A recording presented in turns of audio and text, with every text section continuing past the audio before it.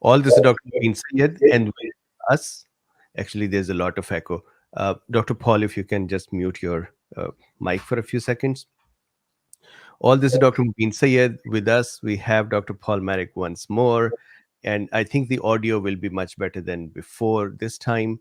And we have the presentation too. The discussion today is about the experience Dr. Marik has for managing his own diabetes, the role of intermittent fasting, some role of the foods and various kinds of foods, and how which foods benefit the most for managing diabetes, what health style benefits the most. So let's start. Dr. Paul Marik, welcome.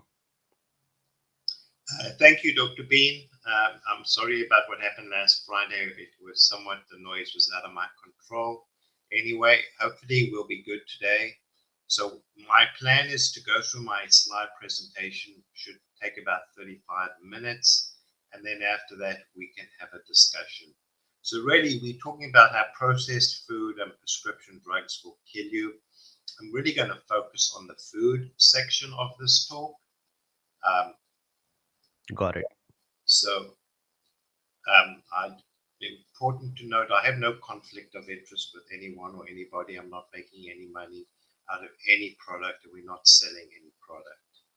So it's clear to me that education is mainly what we have unlearned, and most of what I've learned at medical school is actually not correct. And I've really, in the last 2 years, had to really unlearn a lot of what I learned at medical school. So this is a very appropriate quote.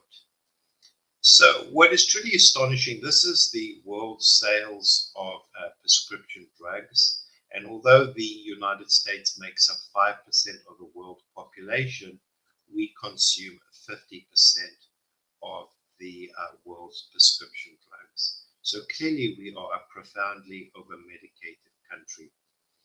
The problem with medical prescriptions is that they treat symptoms largely and not the disease. SSRIs are really ineffective for the treatment of depression, anxiety, obsessive compulsive disorders. Statins is part of the cholesterol hoax, and in general, except for very limited indications, do not improve healthcare outcomes. Medications for type 2 diabetes do not cure diabetes. Medications for hypertension do not cure hypertension. PPIs, which are commonly used for reflux, do not cure reflux esophagitis. All drugs have significant side effects and profound interactions, and consequently, many elderly patients take in excess of 12 prescription medications, and this often leads to drug interactions, adverse events, and hospital admissions. So moving on to the major problem we are facing is that of obesity and type 2 diabetes. And these, as you can see, parallel each other. And you can see how the increase has already increased enormously. In 2020, something like 575 million diabetic people and 2 billion people are overweight. The health consequences are truly astonishing, both the economic as well as the personal costs. So there are really two big lies about diabetes, and Jason Fung outlines this very well. The first is that diabetes is a chronic progressive disease that can't be cured, and this is incorrect, and that lowering blood glucose with medications is the primary goal, and again, that is not true. So this is an astonishing slide. Americans spend about 10% of the disposable income on fast food. Processed foods make up close to 70% of the American diet. The average American consumes about 130 pounds of sugar every year. More than 1 in 3 Americans are obese, and about over 10% are diabetic, and about 40% have insulin resistance. And the consumption of soft drinks and sodas is truly out of control. So we used to eat at home, as you can see in the 1900s, but with time, more and more people eat fast foods. They don't eat at home. They eat in the car. They eat in the not in the restaurant. They eat at fast food places. So this has become a major issue. So this is the so-called USDA food pyramid, which actually is high in carbs and a low-fat diet. You can see predominantly breads, pastas, cereals, processed foods, fruit and lots of vegetables, and vegetable oils. So this actual food pyramid, which became part of the guidelines since 1977, is completely false, untrue, and really not supported by clinical evidence. As we can see, if you look at the top American foods, hamburgers, hot dog, french fries, Oreo, pizza, soft drinks, chicken tenders, donuts, and potato chips. So consequently, Americans' diet is predominantly carbohydrate based, polyunsaturated fats, mainly omega-6, and protein. So both the carbohydrates and the omega-6 polyunsaturated fats from vegetable oils are exceedingly harmful and toxic. So we really need to distinguish between real food and processed food. And it's clearly obvious. If it looks like food, then it's likely food. If it doesn't look like food, comes in a box, has a label on it, has a package insert, has a food label, then it's likely processed food and it's not real food. So there's a problem with processed food, and Dr. Lustig clearly outlines this in his book, Metabolical, which really is a very good book. Basically, the lure and lies of processed food, nutrition, and modern medicine. So what are the problems? Well, firstly, fructose. So fructose is part of sugar. It's in high corn fructose syrup. And fructose is metabolized differently to glucose. It is basically converted into fat in the liver. It results in a fatty liver, insulin resistance. It damages mitochondria and is pro-inflammatory. Also, excess of omega-6 fatty acids in vegetable oils. These are pro-inflammatory and result in oxidant injury. So the combination of fructose and omega-6 fatty acids in processed foods are profoundly toxic. And then there's the lack of omega-3 fatty acids, which are anti-inflammatory, and the lack of fiber, which is really essential for a normal, healthy gut microbiome. So people eat a high carb diet because they think that's what we require. Have the lower limit of the dietary carbohydrate compatible with life is approximately 0. So humans do not need carbohydrates. And as we see, carbohydrates are highly toxic, provided that you take adequate amount of protein and healthy fats. This is from the US National Academy of Medicine. So what we're really recommending is a low carb, high fat diet, which really goes against the USDA recommendations. It's really upside down. So this is low in carbs and high in saturated fats and monounsaturated fats. As you'll see, this is the healthiest diet. So the 10 worst things to eat, and at the top are donuts, bagels, bread, and pretzels. These are highly processed. These are basically sugar and fructose and cause a rapid increase in blood glucose. Cookies, muffins, baked products. Most baked products are baked in vegetable oils, again, high in omega-6 fatty acid. Chips and French fries. French fries are toxic, basically pure carbohydrate, then loaded with vegetable oil, cereal, rice and pasta, potatoes. So canned fruits and fruit juices basically are high in fructose and results in a rapid increase in blood glucose, and you lose the essential fibers and other nutrients present in fruits. Then there's this thing of low-fat yogurt. which is obviously sweetened, which we'll talk about, which is unhealthy. And bananas, surprisingly, are very high in carbohydrates, about 15 grams for one banana. So one wants to avoid seed oils, which are high in linoleic acid. So this is an omega-6 polyunsaturated fat.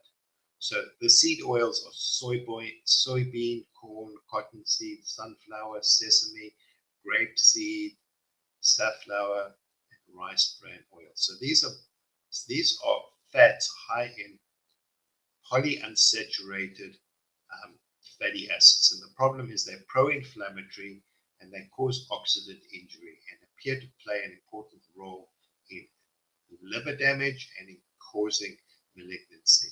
So what one really needs to take is non-seed oils and oils that are based on alpha-linolenic acid. So alpha-linolenic acid is actually an omega-3 fatty acid. So it's a healthy plant fatty acid. So olive oil, which is a monounsaturated fat, is omega-6. Avocado oil, again, is monounsaturated omega-9. Coconut oil, surprisingly, is a medium chain fatty acid, which is a healthy fatty acid, actually stimulates ketosis. Flaxseed oil, which again is alpha-linoleic acid, ALA, which is an omega-3. Rapeseed or canola oil, which is a combination of monounsaturated fatty acids and ALA. So the best 10 things to eat, and we can debate these, and the people who insist on a plant-based diet may argue with me, but as we'll see, the human body actually is designed to be carnivorous. So fish, especially Alaskan salmon, all vegetables, including avocado, beans, broccoli, spinach, chicken breast, best free range, no hormones, no antibiotics. So you can actually have choice in where you get your food. Nuts, all nuts are really healthy. Peanut butter, chia seeds are very healthy. So Greek yogurt is good with prebiotics and probiotics, but you want to make sure it's not sweetened. So if it says low fat, then it's obviously sweetened and high in sugar. Meat is fine, grass-fed, no hormones. You want to avoid processed meats. So blueberries and grapefruit have the lowest content of fructose and have a high content of plant flavonoids. However, you want to limit the volume because they will cause your blood glucose to spike. Coffee, as Dr. Bean has discussed, is a very good activator of autophagy. So coffee is good. You can have it with a heavy cream or coconut oil. You want to avoid artificial sweetness. So we need to talk about regular diet. So there is this concept of most dietitians in how to lose weight. They say eat less, move more, calorie in, calorie out. So this approach has failed. So this is the Women's Health Initiative. And you can see what they did is they increased carbohydrate intake, they decreased fat intake, which is what they recommend, increased energy expenditure. You can see that with the normal diet, weight stayed the same. With the eat less, move more, there was some weight gain, but it's very self-limiting. And with time, the weight is gained. The problem with the Women's Health Initiative, as in other studies where they replace fat with carbohydrates, especially vegetable fat, actually increases the risk of cardiovascular complications and increases the risk of death. So the eat less, move more doesn't work. And this idea of replacing fat with carbohydrate, especially vegetable oils, simply does not work.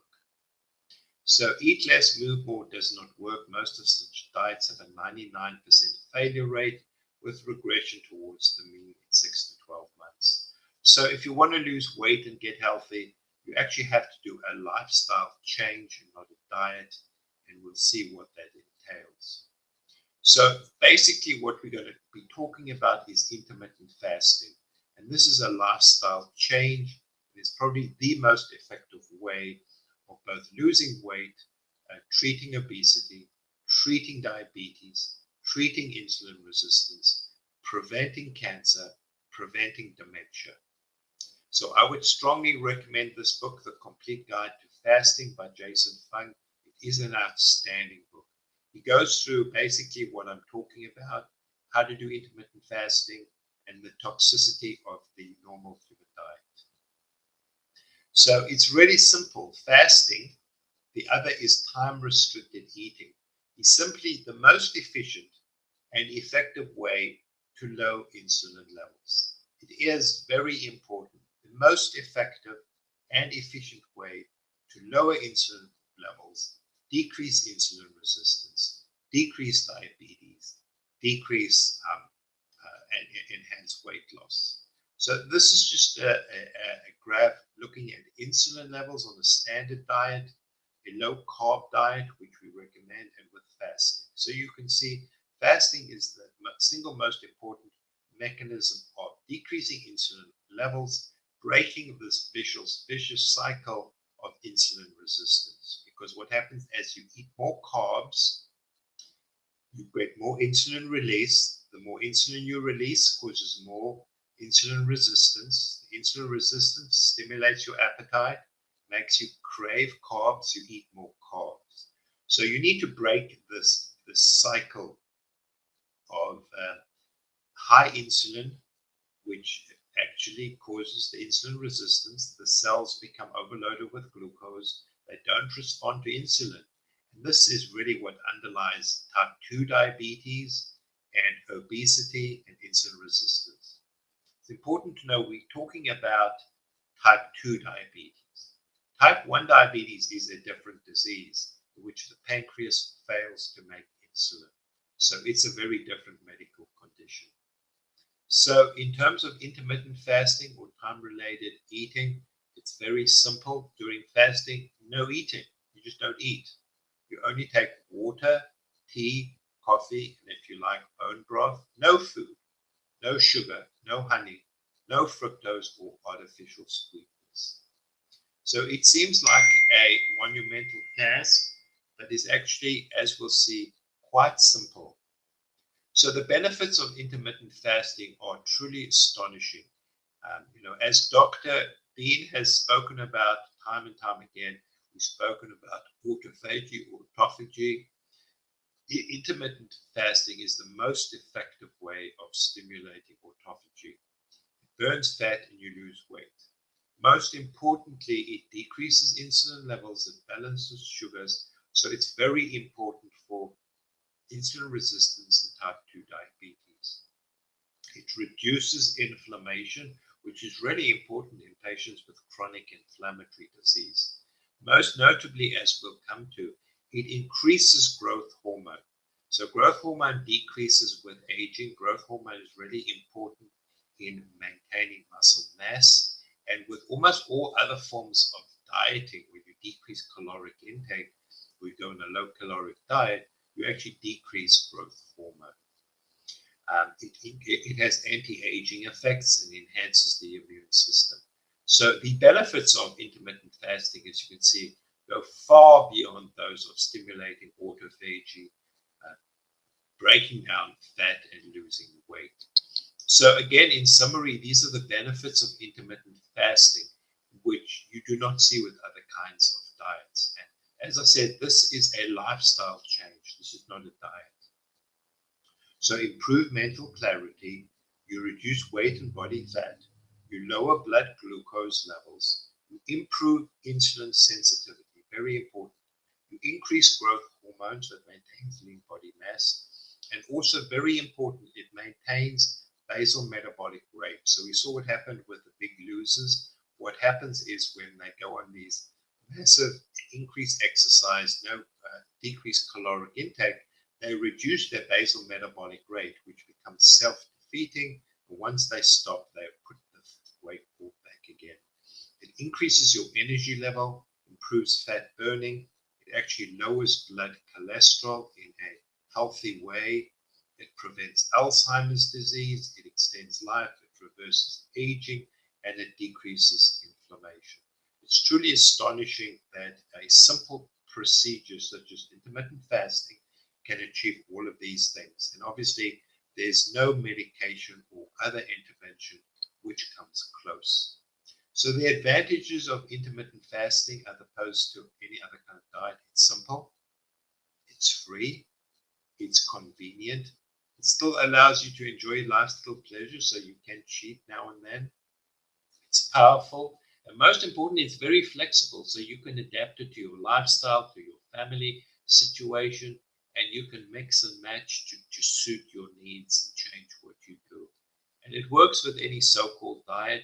We obviously prefer the low carbohydrate, high fat diet. It works with the Mediterranean diet. And really, this is a lifestyle change rather than a diet.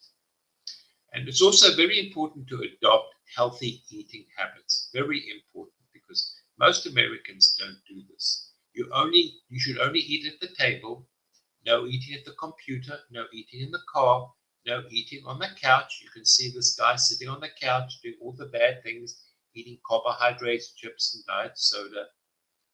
No eating in bed, no eating in the lecture hall, no eating at the ball game. Avoid mindless eating. So people just eat for no good reason. And you need to abolish snacking. There's no place for snacking. No artificial sweeteners and no sodas. So people think about hunger as an insurmountable obstacle, but actually it's not a problem, because as we'll see and as I found, it actually is very easy to do. And fasting becomes easier the more you do it. So the more you practice and the better you adapt to it. And you need to overcome the initial insulin resistance. As I said, insulin resistance and high insulin levels, it inhibits leptin acting in the brain, and is what makes you hungry. So as your insulin levels decline and as you become ketotic, your appetite actually disappears. So it gets easier with time as insulin resistance improves, because insulin causes leptin resistance. So if you have some resistance or difficulty at the beginning, you need to persist, because once you break through, it becomes actually quite simple to do. And ketosis reduces hunger, and it disappears with more prolonged fasting. But you need to remove yourself from all food stimulus. So you don't want to be around food or someone making food, because that makes it more difficult. You want to break the habit of eating 3 meals a day and then snacking and eating at fixed times. And then if you do become hungry, you want to drink tea, coffee, or bone broth. And if you read Dr. Fung's book, there are many, many different ways of doing it, so you can adapt it to your lifestyle. So the most common is time-restricted eating. So you eat for 8 hours a day, you fast for 16, and then with time restriction, you decrease the feeding period up until where you get to, what I've achieved now is I eat only once a day, and it's a very simple thing to do. There are different ways you can do the 5-2 intermittent fasting. So 5 days a week, you need to eat a normal, healthy, whole food diet, and you fast 2 days a week. But there are multiple ways of mixing and matching. So this looks at insulin levels and time-restricted eating. So this is the 16-hour fast. So you can see that when you eat, what happens is you get insulin release. Insulin increases fat absorption and increases fat storage. It prevents metabolism of glucose. And you see what happens is in between you burn fat. What's most efficient is when you have 1 meal a day, or you have eat for a 4-hour period, you have this prolonged period of burning fat, breaking down fat. And what's really interesting is that the timing of the meal is the insulin response is about 20 to 50% increase when the meal is in the evening. So you don't want to eat late at night. You don't want to eat before you go to bed for 2 reasons. Firstly, it results in increased insulin release. Obviously, the more insulin you release, the greater the insulin resistance, the more you store fat, the hungrier you become. And the other thing is, in terms of autophagy, you want to have a period of at least 4 hours before you go to bed so you can maximize autophagy. So the optimal strategy really is to eat your largest meal of the day between noon and 3 p.m. So you can eat for 3 or 4 hours, ideally for once. So there are people who shouldn't fast.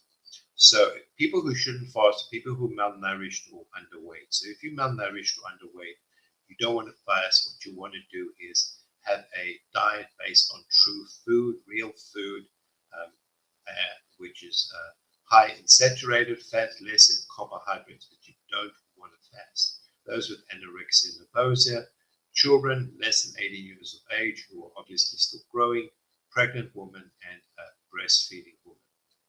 So when should you be cautious and do this under the supervision of a healthcare provider? Probably best an integrative healthcare physician, because most classical doctors practicing orthodox medicine really have very little understanding of what we're talking about today and healthy lifestyle. So it can increase uric acid in patients with gout, so one needs to be careful. Patients with chronic diseases taking multiple medications, and obviously in diabetics, because you may need to adjust your diabetic medication. So that kind of leads to my story. So I really, when I started reading about approaches to treat the vaccine injured, and myself and Dr. Bean got really interested in autophagy, it really spiked my interest, so to speak, spiked in intermittent fasting. So I was a diabetic type 2 for over 25 years. I had hypertension. You can see the toxic medications I was on. Metformin is actually a good medication, but I was on an SGLT inhibitor, an ACE inhibitor, a calcium channel blocker. Yes, I was on a terrible statin. My physician was duped and put me on a statin, and I was duped. Statins really have no place in primary prevention. They actually cause diabetes, they cause vascular calcification, they have lots of bad effects and have minimal benefit. And I was on an SSRI, which again is a terrible medication. So after 4 weeks of intermittent fasting, real food, really this was 4 weeks, and actually it was quite easy. At the beginning, I did struggle a bit, but I decided I was going to persist with it. And with time, actually, it becomes quite easy. You can eat once a day. So it takes some training, and you decrease your feeding interval. But actually, as your insulin resistance goes, so does your hunger goes, and it becomes quite interesting to do. So I'm now on metformin, and I don't take it for diabetes. I take it because metformin stimulates autophagy, it prolongs life, has effects on telomeres. So there's actually some data that non-diabetics should take metformin. So I did increase the dose. I take omega-3 fatty acids, resveratrol, and spermidine, which are really important for anti-inflammatory and again stimulating autophagy. I take melatonin at night, very important antioxidant. It improves mitochondrial function, and some vitamin D3. So as you can see, I'm almost completely off all pharmaceutical drugs. So metformin actually is very cheap. I actually get it free of charge from my pharmacy. So what do I eat? I eat real food. You can see this is salmon, beans, chicken, vegetables. I eat nuts. Mixed nuts are really healthy. They have healthy fatty acids. I do eat some blueberries, but one has to be careful not to take a high load, because they causes rapid release of fructose and high blood glucose. It's very high in flavonoids. So you should really take the berries with a meal and limit the intake.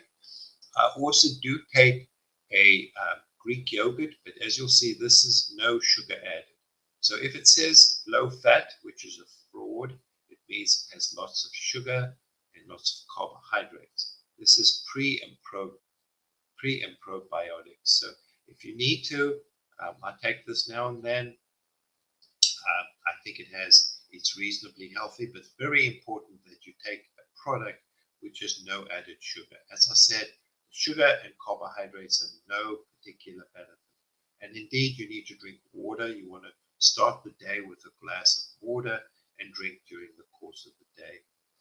What I did, which has really helped me, is I do continuous glucose monitoring. So this provides almost instantaneous biofeedback. So there's continuous glucose monitoring. It's a very simple device which just sticks on the skin. I got a prescription from my physician, and it's very reasonable. And it allows you to see how you eat different foods, what it does to your blood glucose, and it's truly astonishing. So you can see this is in the last 2 weeks. My blood glucose is running less than 100. We have this little spike in the morning, and this is called the dawn effect. So during the morning or early hours, what happens is your counter-regulatory hormones, with your growth hormone, cortisol, and catecholamines do spike as it prepares for the day and will cause a small increase in blood glucose. So my morning blood glucose used to run about 160, 170. You can see now it's just running over 100. Again, I have a little spike. You can see it's a tiny spike at 3 p.m. when I eat, and then after I've eaten, it comes down. But you can see my profile is completely flat. The mean is less than 100, and obviously this is the profile of someone who has normal glucose tolerance and is not a diabetic. And this is truly astonishing from where I used to be. So in fact, in 12 weeks, I've now lost close to 40 pounds, and I did this seamlessly, easily. It was a very easy thing to do. I've tried a diet before. It never worked. I was frustrated because I would try hard to lose weight, to move more, eat less, and it never worked, and it was extremely frustrating. Now I've lost 40 pounds really without trying. My fasting blood glucose, you can see in red, was close to 160, 170. It fell with time. My mean fasting glucose is now 95. And with that, my hemoglobin A1C, which started off at 8, and that's despite being on a whole host of diabetic medications. You can see it's fallen consistently. My last hemoglobin A1C was 5.2, which is completely normal and basically an indicator of non-diabetes. So basically, a fasting glucose and a hemoglobin A1C are probably the most important indicators of your insulin resistance and your glucose. And of course, obviously, the continuous blood glucose monitoring is an effective way of monitoring your blood glucose. So that's my story. Knowledge is power. Knowledge will save your life because most people are poisoned with medications that don't work and a diet which is toxic, a diet high in carbohydrates, high in sugar, high in fructose, and high in omega-6 fatty acids. So with that, I thank you. And Dr. Drbeen and myself are going to have a little chatty.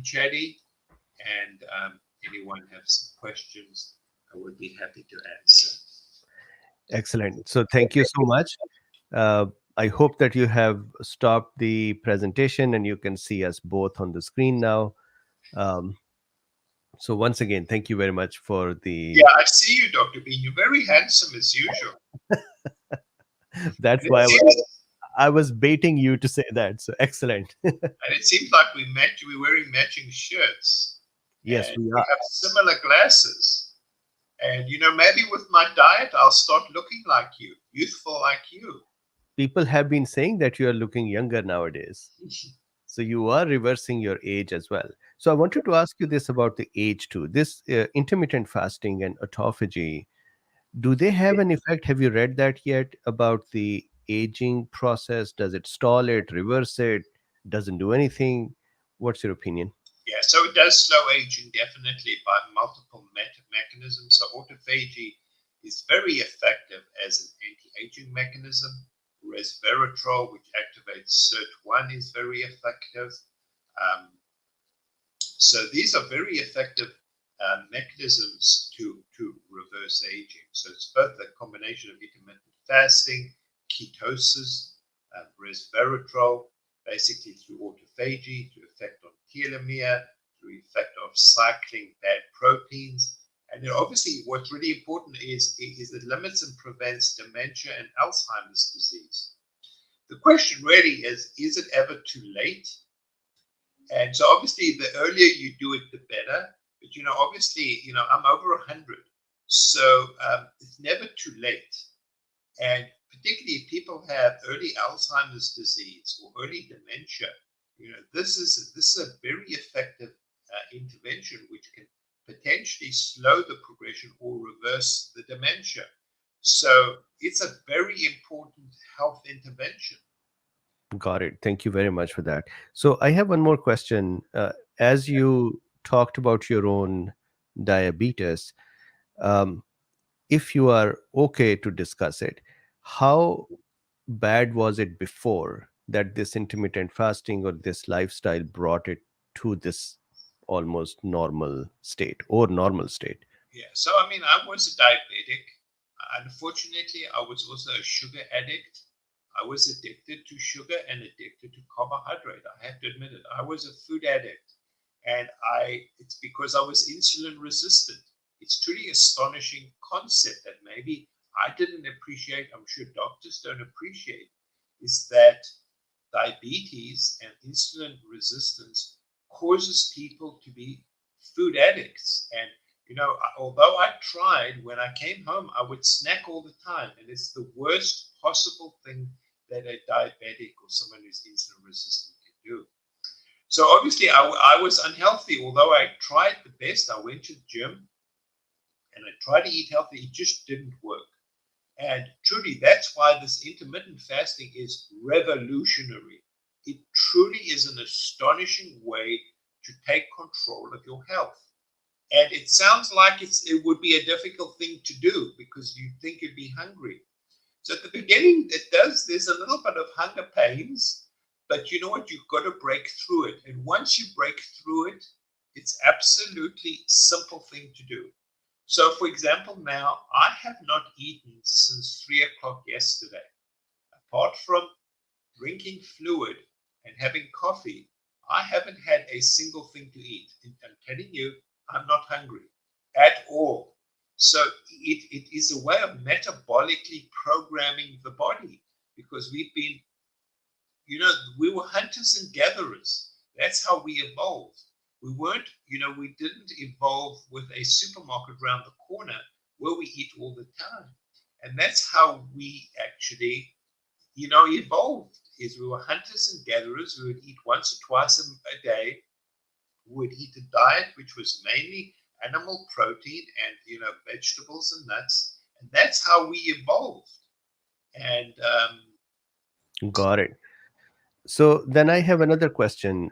This is actually from one of the cool beans here. William Goff says, in my experience, diets low in saturated fat, such as vegan or prolonged fasting, and even weight loss too fast, in general can cause gallstones. What is the remedy for this? Bile salts? so I have heard about that. So you know what? I don't recommend a vegan diet. Now, obviously, some people have religious or other objections. I think plant food is not nutrient dense. You need to have a balanced diet, which is really what we need. Much like our forefathers had a diet which we evolved to, which was healthy meats, vegetables, and nuts. And I have heard that these kind of vegan diets can cause gallstones, which obviously is a problem and really has to do with, would imagine, too little fat because you need cholesterol and fat to make bile acids, and you have cholesterol in the bile. So there's this misconception about cholesterol. The body makes cholesterol for a good reason because it needs it. Every cell makes cholesterol. Cholesterol is required for the integrity of cell membranes. Cholesterol is required for many receptors. Cholesterol is required for many hormones. So cholesterol is a normal body. The body makes it because it needs it. And to try and mess with cholesterol has been a universal failure. And in fact, studies have shown, the Women's Health Initiative study, many of the dietary studies, when you actually try and decrease fat and cholesterol and replace it with carbohydrate or vegetable oils. Let me say this again.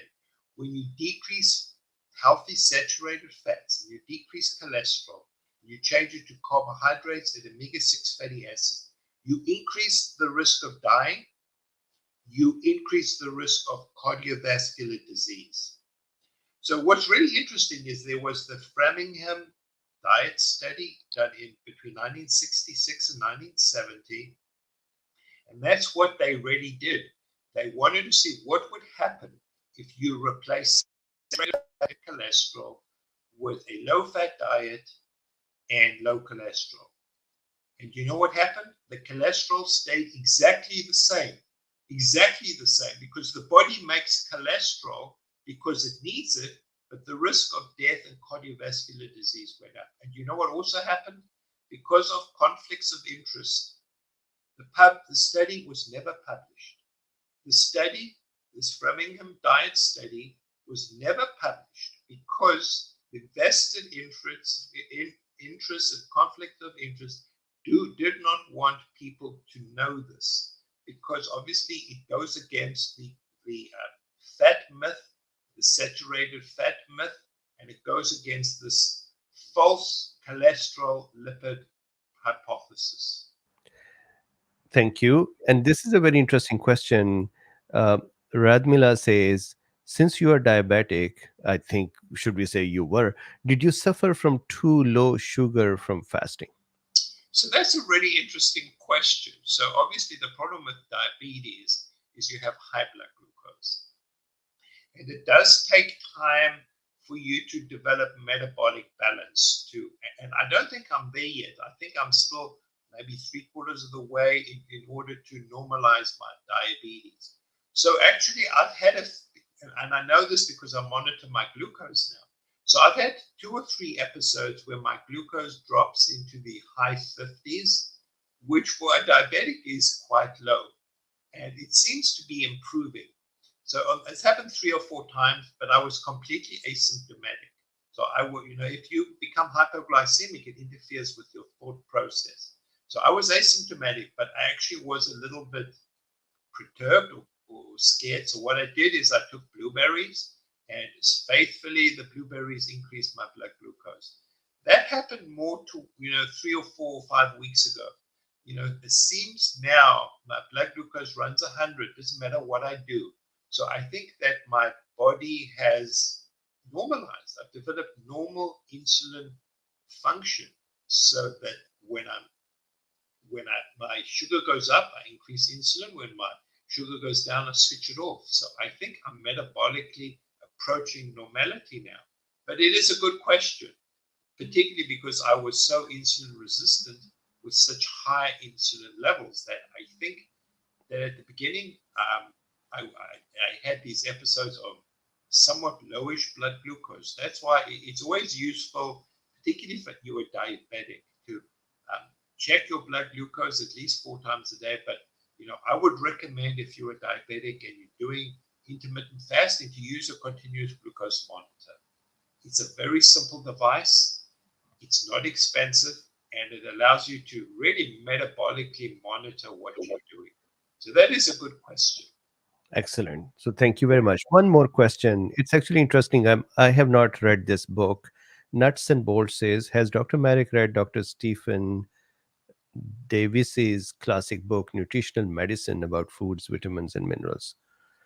Have you come across this book?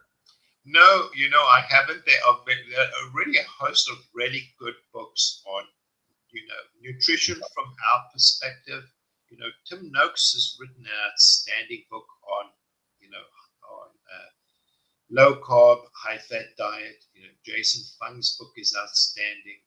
Um, So I'm Dr. gonna. Lustig's book is outstanding. So there are some very good books Mm. that are out there that really go against the narrative of low saturated fat, low cholesterol, high carbohydrate. Understood. So this is another interesting question, and I think as we are looking at autophagy and intermittent fasting, maybe at some point the microbiome will also be a very interesting topic to look into. So William Goff says, "What's your opinion on water? Are water treatment is about purifying water, yet it leaves tons of chemicals which have an impact on our gut microbiome. Do we drink distilled, RO, or hydrogen water?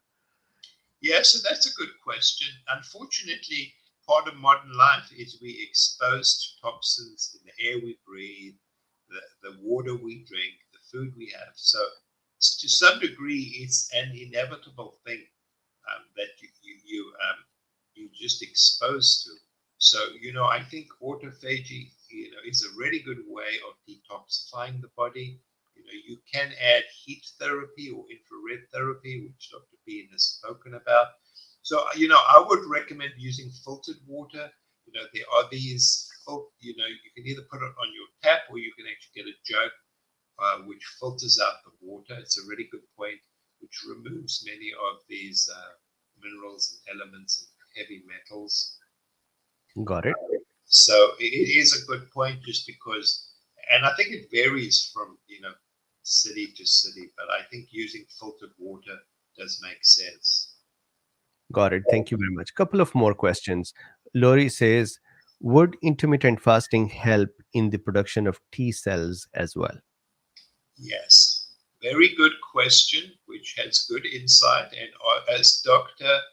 Bean knows from his lecture on autophagy with intermittent fasting, which stimulates autophagy, surprisingly has a very profound effect on the immune system. Increases T cells, CD4 cells, CD8 cells, natural killer cells. It modulates T regulatory cells. So autophagy is a very efficient. It's how the body regulates actually T cells. It has a really important effect on stem cells and promotes regeneration of T cells. Would you agree with that, Dr. Bean? Absolutely. So this is one huge benefit of autophagy is to, so imagine if a dysregulated cell is just sitting out there and a bunch of them are sitting there and just doing incorrect function, but our body is still not making new cells because body knows that there are a bunch of cells already present. So when we do intermittent fasting and autophagy starts, and either these cells become recovered from their state or they die off, the result is then our stem cells become stimulated to produce new cells. So absolutely there is a rejuvenation of the whole system and repair as well. Yeah. So in fact, intermittent fasting is a rejuvenation therapy. The more I read about it and the more I personally experience and the more I research it, I think it's a truly astonishing way that the body has evolved to regenerate itself and to maintain homeostasis. It truly is, and it's what's fantastic. It's free, it's cheap, it's easy to do. It's not an expensive medical intervention. Correct. And the health benefits are at every age group, and other than some disease conditions, actually for every disease condition as well. So that's, there is no such universal um, therapy or intervention as is the intermittent fasting. So one more question and then we break. This question is from Logic. What are the effects on interleukin 17, pro-inflammatory cytokine, Dr. Bean medical lectures, and by proxy T helper 17 for AI patients, please? Yeah, so my understanding actually is it decreases autoimmune disease. It decreases pro-inflammatory. It tends to decrease cytokine release. So it does balance. It has anti-inflammatory properties. And Absolutely. you combine it with something like resveratrol or spermidine. It's a potent intervention in terms of its anti-inflammatory properties.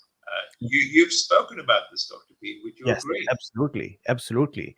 So one of the important thing that even in the beginning of COVID, Dr. Paul Marik had talked about it during his Math Plus protocol that sometimes, or in the cytokine storm, the macrophages become dysregulated. So if you think about it for a second, why does the immune system become dysregulated?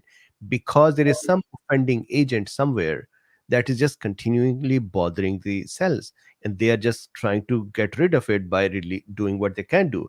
And what they can do is release cytokines and inflammatory mediators and cause inflammation. They do not know that they actually have things inside of them that are trashy and that are bothering them, and they are reacting incorrectly. So when you do the intermittent fasting, all of these cells start becoming cleaned up. And as they start becoming cleaned up, and as they recycle the trash inside of them, they reduce the production and release of mediators, which would reduce the inflammation. So, absolutely correct. Yeah, and what happens is intermittent fasting, resveratrol, spermidine, melatonin actually reprogram macrophages from M1, which are active, cytokine, to M2, which are more in terms of cleaning up and decreasing inflammation.